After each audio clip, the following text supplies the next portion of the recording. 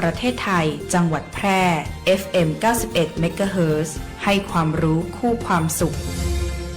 สำนักงานคปภ.มีภารกิจหลักในการกำกับดูแลให้ธุรกิจประกันภัยดำเนินไปอย่างถูกต้องตามหลักธรรมาภิบาลส่งเสริมให้ประชาชนเข้าถึงระบบประกันภัยได้ในทุกมิติคุ้มครองสิทธิผู้ย่าประกันภัยเพื่อได้รับความเป็นธรรมอย่างแท้จริงพร้อมอยู่เคียงข้างผู้คนในทุกช่วงเวลาของชีวิตทุกเรื่องประกันภัยโทรสายด่วนคปภ. 1186เว็บไซต์ oic.or.th Line Official @oicconnect และสำนักงานคปภ.จังหวัดทั่วประเทศคปภ.คุ้มครองผู้ทำประกันภัยประกันภัยคุ้มครองคุณหากคุณมีปัญหาสายตาอยากได้แว่นสักอันหนึ่งไว้ตอบแชทตอบไลน์งานด่วนใส่ขับรถไปทำงานไปท่องเที่ยวดูแผนที่ปักหมุดหาจุดหมายปลายทางหรือต้องการใช้เลนโปรเกรสซีฟไว้มองไกลมองกระจกซ้ายกระจกขวา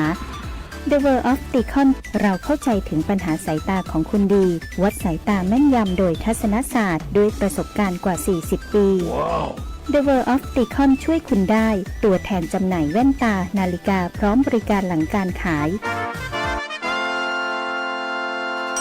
มาเลยที่ The World of Opticon มุมแยกกาดน้ำทองถนนภูเก็ตตำบลนาจักอำเภอเมืองแพร่จังหวัดแพร่โทร0819520545ถ้าความเร็วบนท้องถนนในชุมชนเป็นตัวเลขเหล่านี้ก็คงดีแต่ในความเป็นจริงยังมีผู้ขับขี่ใช้ความเร็วสูงและการขับรถเร็วเกินกฎหมายกำหนดยังเป็นสาเหตุหลักที่ทำให้เกิดอุบัติเหตุเดินทางถึงบ้านอย่างปลอดภัยขับขี่ด้วยความใส่ใจอย่าขับเร็วอย่าขับซิ่งขับขี่ปลอดภัยลดความเร็วลดอุบัติเหตุด้วยความปรารถนาดีจากกองทุนเพื่อความปลอดภัยในการใช้รถใช้ถนนและสำนักงานขนส่งจังหวัดแพร่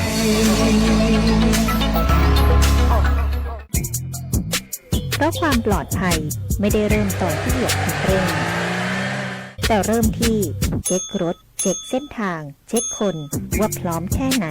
ออกเดินทางทั้งทีอย่าให้คำว่าไม่เป็นไรพาไปเสี่ยงองค์การบริหารส่วนจังหวัดแพร่ห่วงใยทุกท่านตลอดการเดินทางไม่ว่าจะเดินทางใกล้ไกลก็อยากให้ท่านถึงที่หมายอย่างปลอดภัยทุกเทศกาลเซฟชีวิตเช็คสักนิดก่อนออกเดินทางด้วยความห่วงใยจากองค์การบริหารส่วนจังหวัดแพร่ขับขี่ปลอดภัยเมืองไทยไร้อุบัติเหตุด้วยความปรารถนาดีจากสวท.แพร่ FM 91 เมกะเฮิรตซ์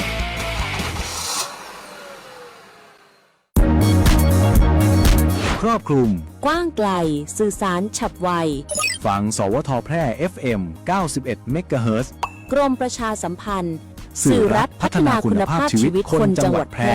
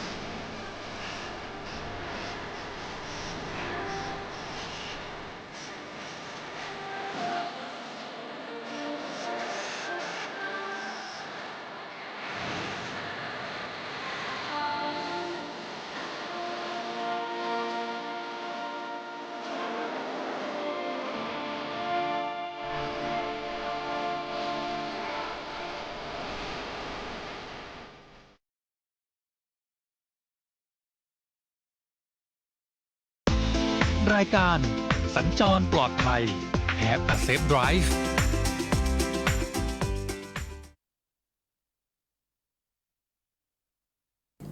สวัสดีเจ้าคุณผู้ฟังตีเคารพหักทุกท่านนะเจ้าป้ากันเนาะเช่นเคยกับรายการ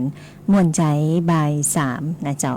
ทางสถานีวิทยุกระจายเสียงแห่งประเทศไทยจังหวัดแปร FM 91 เมกะเฮิรตซ์วิทยุออนไลน์แล้วก็ทางหน้าเพจ Facebook Live นะเจ้าทักทายแฟนรายการทุกท่านทุกคนกันตัวเนาะอยู่ด้วยกันในช่วงของสัญจรปลอดภัยกับกรมการขนส่งทางบกนะเจ้า1ชั่วโมงตรงนี้นะสาระน่าฮู้ข้อมูลข่าวสารที่เป็นประโยชน์นำมาฝากทุกท่านทุกคนนะเจ้าอากาศนะแดดนะเจ้าบ่ายนี่นะเจ้าแดดเนาะแต่ก็ท้องฟ้านะก็คลึ้มเมฆฝน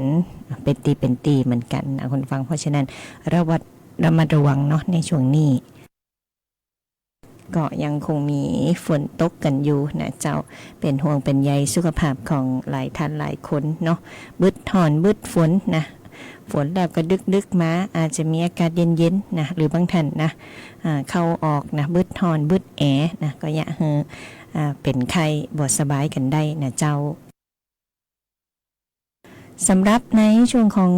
รายการสัญจรปลอดภัยกับกรมการขนส่งทางบกโดยสำนักงานขนส่งจังหวัดแปรเนาะเฮาอยู่เป็นเพื่อนกัน1ชั่วโมงจันทร์ถึงศุกร์นะเจ้าวันนี้ปะกันศุกร์ที่22พฤษภาคมพุทธศักราช2569นะเจ้าวันนี้ทางกรมอุตุนิยมวิทยาเนาะแจ้งเตือนเรื่องของแผ่นดินไหวตอนเหนือของหมู่เกาะสุมาตราประเทศอินเดียนะเจ้าขนาด 4.5 แมกนิจูดเนาะซึ่งพื้นที่แผ่นดินไหวก็อยู่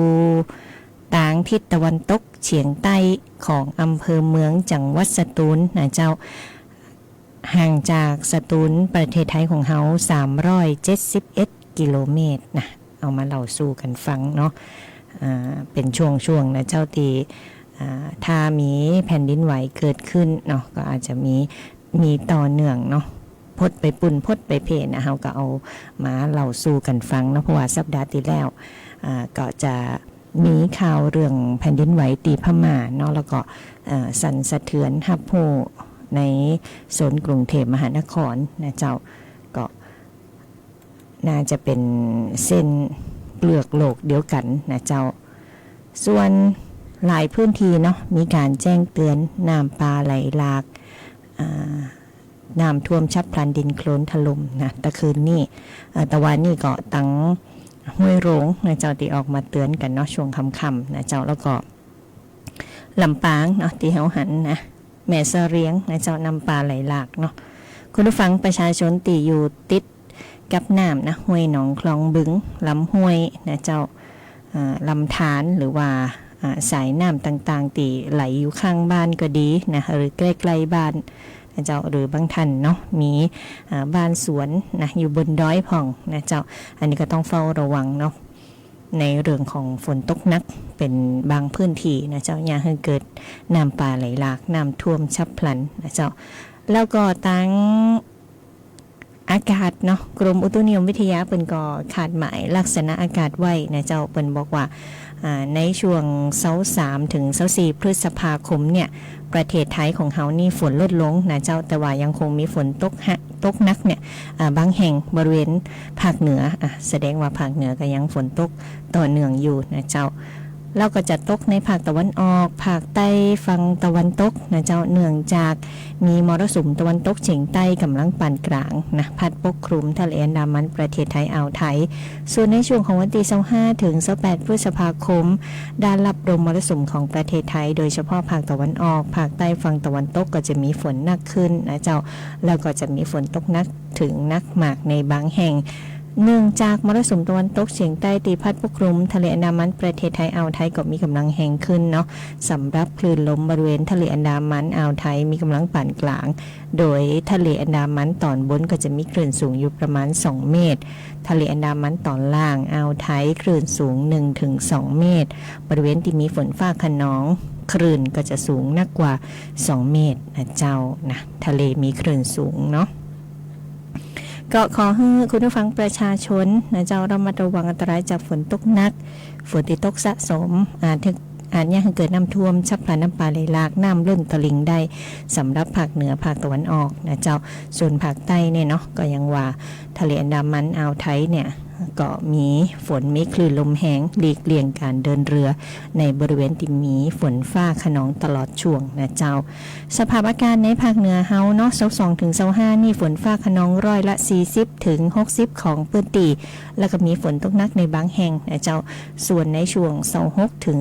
28ฝนฟ้าขนองลดลงมาแหมน้อยหนึ่งนะ20ถึง40ของพื้นที่แล้วก็จะมีฝนตกหนักในภาคตะวันตกนะเจ้าในศูนย์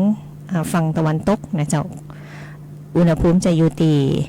23ถึง27องศานะต่ำสุดเนาะอากาศ23ถึง27ส่วนอากาศร้อนนะเจ้าอุณหภูมิสูงสุดจะอยู่ที่31ถึง38องศาโดยประมาณแต่ว่าช่วงไหนที่คลื่นฟ้าคลื่นฝนจะอบอ้าวหน่อยนะคุณผู้ฟังเนาะก็เป็นสภาพอากาศในช่วงของฤดูฝนนี่นะเจ้าเอามาฝากกันนะในช่วงแรกของรายการนะเจ้าช่วงหน้านะน้องปุ๋ยก็ยังคงมีข้อมูลจากทางสำนักงานขนส่งจังหวัดแพร่มาประชาสัมพันธ์ให้ทุกท่านทุกคนได้รับฟังนะเจ้าทักทายแฟนรายการตั้งบ้านกันตัวแล้วก็ทักทายปีสุริรัตน์นะเจ้าติดตามผ่านทางหน้าเพจ Facebook Live นะเจ้าส่งสติกเกอร์กันเข้ามาเนาะฟังสิ่งที่น่าสนใจกันก่อนเจ้า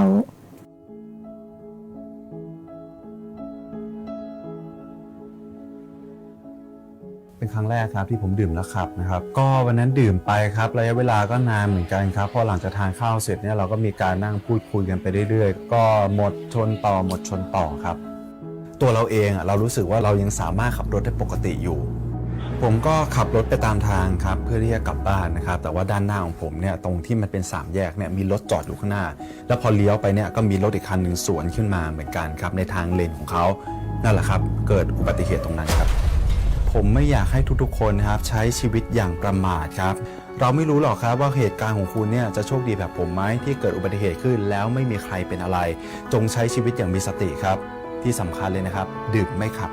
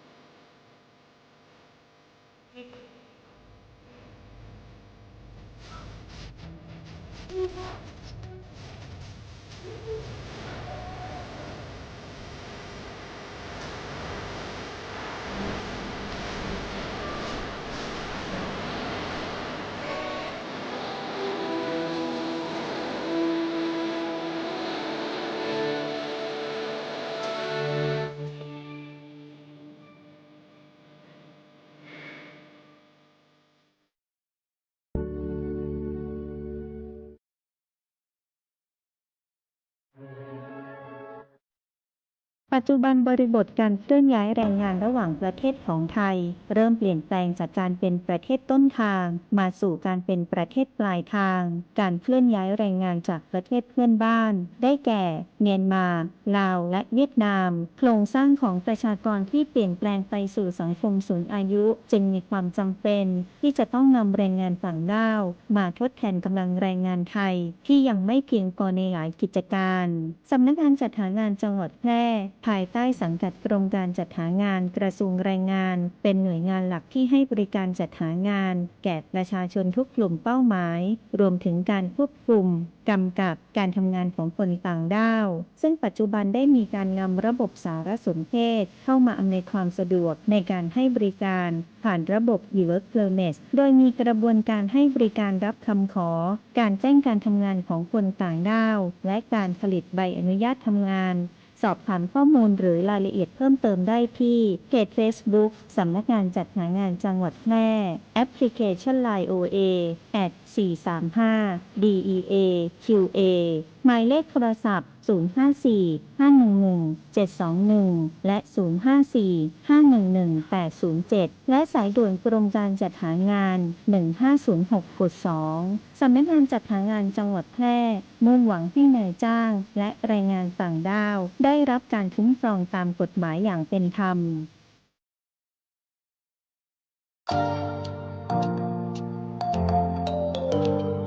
ถ้าคุณกำลังถามตัวเองว่าเรียนอะไรดีที่จบแล้วมีงานทำจริงเรียนอะไรที่ต่อยอดชีวิตได้ไกลกว่าห้องเรียนหยุดคิดไว้ตรงนี้เพราะคำตอบอยู่ที่วิทยาลัยอาชีวศึกษาแพร่ที่นี่เราไม่ได้สอนแค่ให้รู้แต่สอนให้ทำเป็นทำจริงและทำได้ในโลกอาชีพเปิดรับสมัครนักศึกษาใหม่ปีการศึกษา 2569 สำหรับผู้จบม.3 ม.6 และปวช.3 ครบทุกสายที่ตลาดต้องการ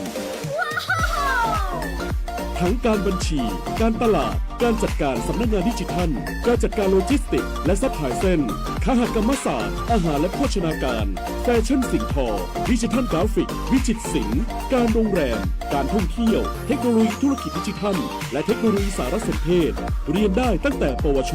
ปวส จนถึงระดับปริญญาตรี ระบบปกติและทวิภาคี เรียนไป ทำงานไป มีรายได้ระหว่างเรียน ที่สำคัญเรามีสถานประกอบการชั้นนำรองรับการฝึกจริง และมีทุนการศึกษาอีกมากมาย รอคุณอยู่ อยากมีอาชีพ อยากมีอนาคตที่จับต้องได้ เริ่มต้นวันนี้ที่วิทยาลัยอาชีวศึกษาแพร่ เตรียมชีวิตจริงให้พร้อมสู่โลกอาชีพ เรียนจริง ทำได้จริง มีงานรองรับ เพราะความสำเร็จที่ยิ่งใหญ่ เกิดขึ้นได้ที่วิทยาลัยอาชีวศึกษาแพร่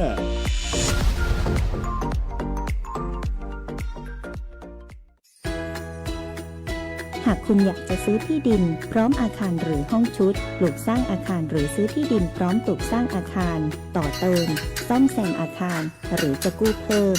ระยะเวลาในการผ่อนชำระไม่น้อยกว่า3ปีและไม่เกิน40ปีโดยอายุผู้กู้รวมกับระยะเวลาที่ขอกู้ต้องไม่เกิน70ปีอัตราดอกเบี้ยตามเงื่อนไขที่ธนาคารกำหนดสินเชื่อเพื่อที่อยู่อาศัยช่วยคุณได้สินเชื่อเพื่อที่อยู่อาศัยสินเชื่อสำหรับลูกค้าทั่วไปของธนาคารให้กู้ยืมเพื่อที่อยู่อาศัย โทรเลย 054-621-490-5 ทอส.แพร่หรือติดต่อได้ที่ธนาคารอาคารสงเคราะห์ใกล้บ้านหรือ LINE GHB Buddy ขอเชิญทุกท่านร่วมสัมผัสงานบุญยิ่งใหญ่แห่งเมืองแพร่วันที่ 25 ถึง 31 พฤษภาคม 2569 ประเพณีไหว้พระพุทธโกษัยสิริชัยมหาสากยมุนี ณ วัดพระบาทมิ่งเมืองวรวิหารจังหวัดแพร่ตื่นตากับขบวนแห่เครื่องสักการะสุดยิ่งใหญ่จากทั้ง 8 อำเภองดงามด้วยอัตลักษณ์ล้านนาและพลังศรัทธาของชาวแพร่ชมการแสดงนี้แสงสีเสียงตำนานพระพุทธโกษัยสุดประการตาสุดมันกับการสาธิตแม่ไม้มวยไทยวันละ8 คู่สนุกกับรำวงย้อนยุคพร้อมดนตรีสดจากศิลปินท้องถิ่นการแสดงซอพื้นเมืองวงปีพาดตลาดวัฒนธรรมนิทรรศการพร้อมลานกิจกรรมสำหรับเด็กโซนถ่ายภาพโฟโต้บูธและการแสดงผลงานศิลปะจากศิลปินจังหวัดแพร่ การประกวดขนมเส้นน้ำใสเมืองแพร่ การแข่งขันระบายสีดินสอ และแข่งวาดภาพดิจิทัลเพนติ้ง การแข่งขันประติมากรรมลอยตัว และการแข่งขันตู้วาที แล้วยังมีการออกร้านจำหน่ายสินค้า และเครื่องเล่นสวนสนุกมากมาย วันที่ 25 ถึง 31 พฤษภาคมนี้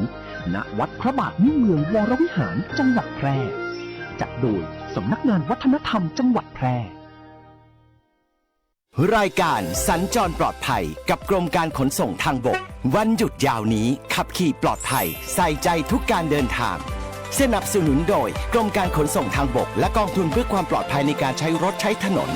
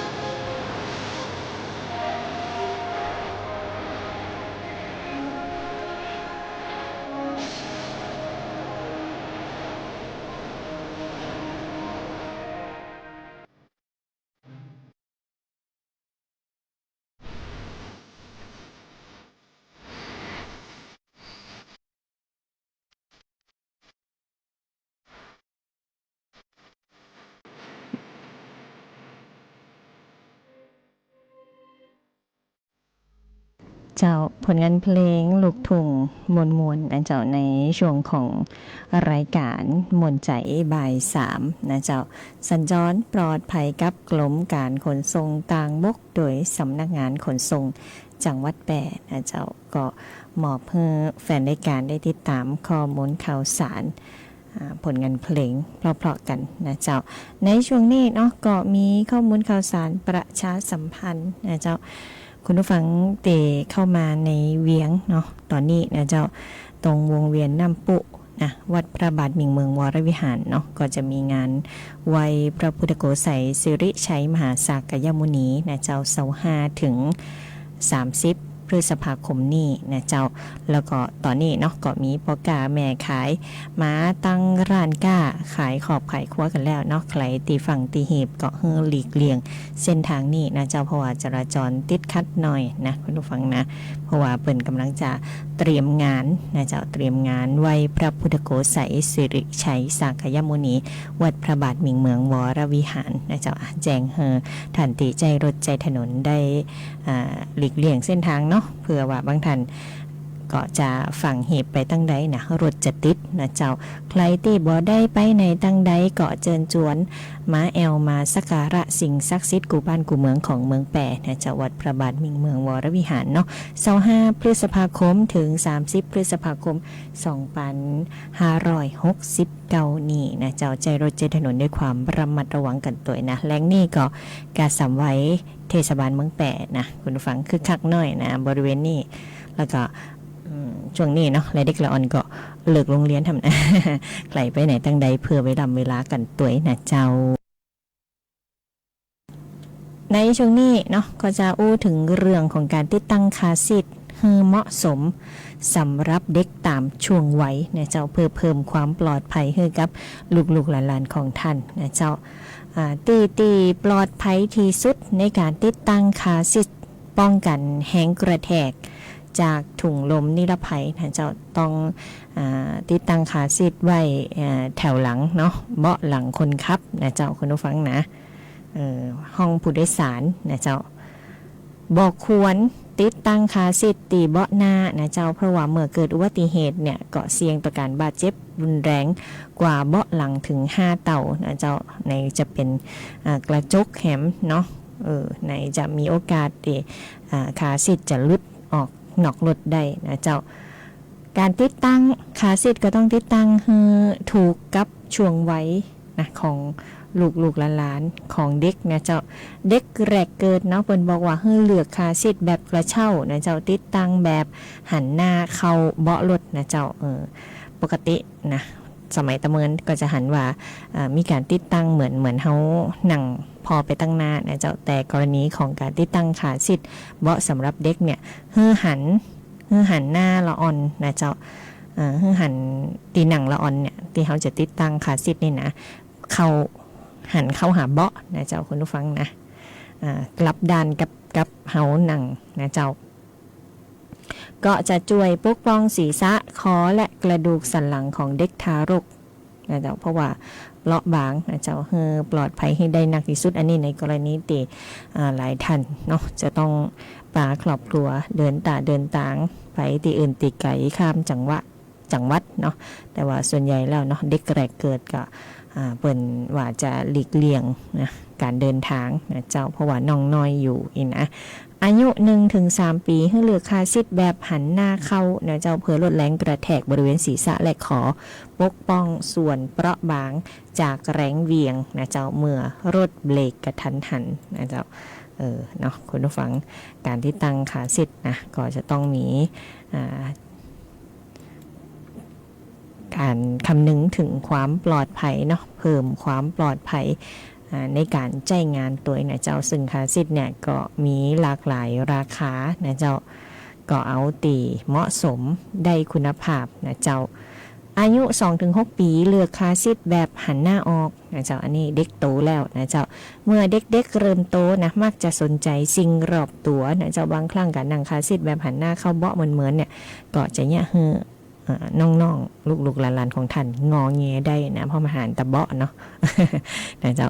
เลือกคาร์ซีทที่หันหน้าออกนะเจ้าแล้วก็เลือกขนาดที่เหมาะสมกับ ตั๋วของเด็กนะเจ้าค่าสิทธิหันหน้าออกได้จะยะฮือครองตั๋วขึ้นแต่ว่าก็ยังคงรองรับกระดูกสันหลังและกับป้องกันเด็กทะลุออกนอกรถได้ตัวยนะเจ้าอายุ4ถึง12ปีเนาะเลือกบูสเตอร์ชีทนะเจ้าก็เป็นการเพิ่มความปลอดภัยในระดับสูงขึ้นแหมน้อยนะเจ้ารองรับขนาดตั๋วนะเจ้าแต่ว่าน้องเนี่ยก็จะตัวน้อยกว่าผู้ใหญ่นะเจ้าเนี่ยคือหลังจะได้แนบกับเบาะเนาะแล้วก็ขาดเข็มขัดนิรภัยได้กระชับพอดีตัวนะเจ้าคาซีทสำหรับเด็กนะเจ้าก็จะมีสายหัดนิรภัยนะอยู่แล้วนะเจ้าเพราะฉะนั้นบดีเอาลูกหลานของท่านนั่งบ่ได้เนาะต้องรัดเข็มขัดตัวนะเจ้าคาซีทดีแค่ไหนก็ยุดการเกิดอุบัติเหตุบ่ได้นะเจ้าท้าผู้ขับขี่บอกปลอดภัยนะบอกคำนึงถึงความปลอดภัยนะเจ้าขับขี่มีน้ำใจมองไว้ฮื้อใจฮื้อตางนะเพื่อนร่วมถนนเสมอนะเจ้าอันนี้ด้วยความห่วงใยนะเจ้าจากต่างสำนักงานขนส่งจังหวัดแปรนะเจ้าบดีลืมเนาะย่ำกันว่าบดีลืมเลือกคาซิทขนาดตีเหมาะกับน้ำหนักตั๋วและก็ส่วนสูงของเด็กตามมาตรฐานความปลอดภัยสากลกันตัวเนาะติดคาซีทขาดเข็มขัดนิรภัยลดความเร็วและเคารพกฎจราจรนะดูแลคนตีเห่าหักคือถึงตีใหม่อย่างปลอดภัยไปพร้อมๆกันนะเจ้าน้องปุ๋ยก็เอาข้อมูลเนาะตีเป็นประโยชน์นะเจ้ามาฝากคุณผู้ฟังทุกท่านทุกคนนะเจ้าด้วยความห่วงใยด้วยความปรารถนาดีนะเจ้าอยู่เป็นเพื่อนกัน1 ชั่วโมงตรงนี้เนาะมีตึงข้อมูลข่าวสารมีตึงผลงานเพลงเพราะฝากให้กับแฟนรายการนะเจ้าทักทายนะในช่างไม้เฮาตัวนะ ปีสุรชัยนะเจ้ามวลใจใบ3นะเจ้าก็มารับหน้าที่นะเจ้าเพิ่มเติมเนาะในส่วนของช่างนะเจ้าไปติดตามผลงานเพลงเพราะๆกันก่อนเจ้า